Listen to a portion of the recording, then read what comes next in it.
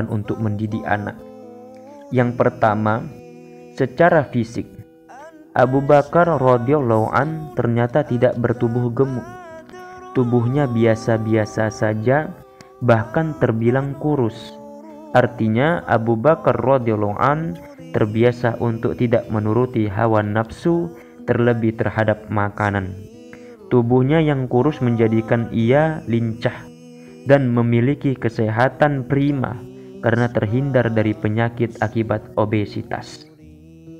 Selain itu, tubuh Abu Bakar radhiyallahu an yang seperti itu juga membantunya untuk lebih bisa menundukkan nafsunya. Karena itu ia pun memiliki pendirian dan pandangan yang kuat terhadap kebenaran.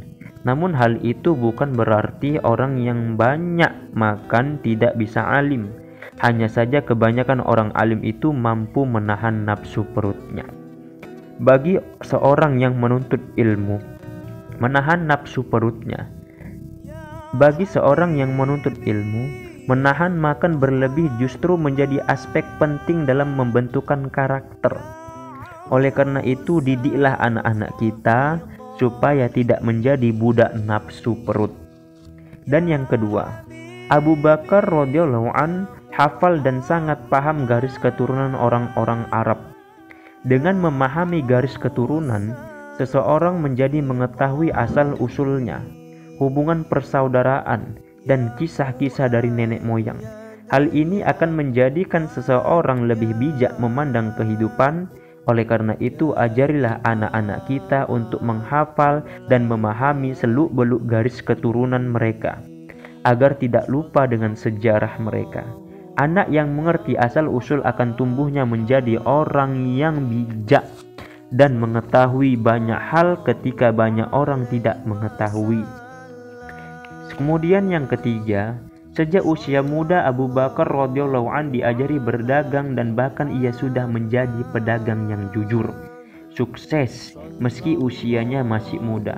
Ini adalah pelajaran penting yang bisa kita ajarkan kepada anak-anak kita, bahwa mengajari anak berdagang tidak hanya akan menjadikan bisa membangun fondasi perekonomian sejak kecil, namun juga mengajarinya banyak hal dalam hidupnya. Menjadi pedagang akan mengajari anak bisa mengelola keuangan, kebutuhan hidup, menjadi pribadi setia kawan, jujur, dan lainnya.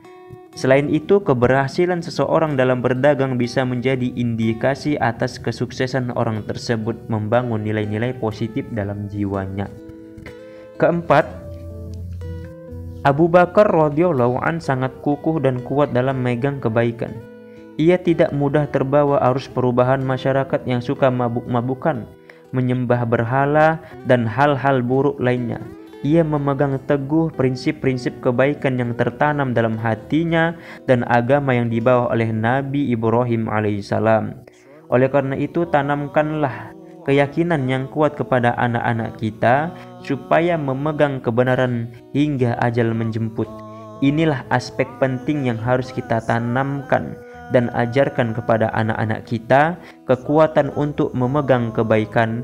Ajarilah anak supaya kuat memegang kebenaran. Dan terakhir, kelima, yakni Abu Bakar radhiyallahu an tipe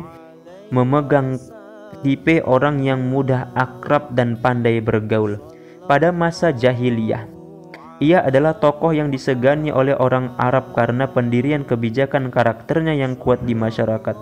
Ia sudah menjadi tokoh terkenal di kalangan orang Arab pada waktu itu karena kecakapannya tersebut.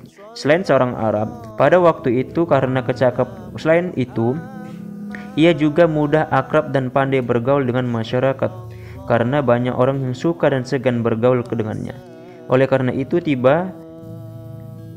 itu kita bisa mengajari anak-anak kita untuk menjadi pribadi yang menyenangkan dengan menyingkirkan semua halang yang memisahkan persatuan dan persahabatan. Kita bisa mendidik anak-anak kita agar menjadi akrab dan bergaul dengan semua orang, tidak pandang status, golongan, ras maupun agama. Inilah pendidikan yang bisa didapat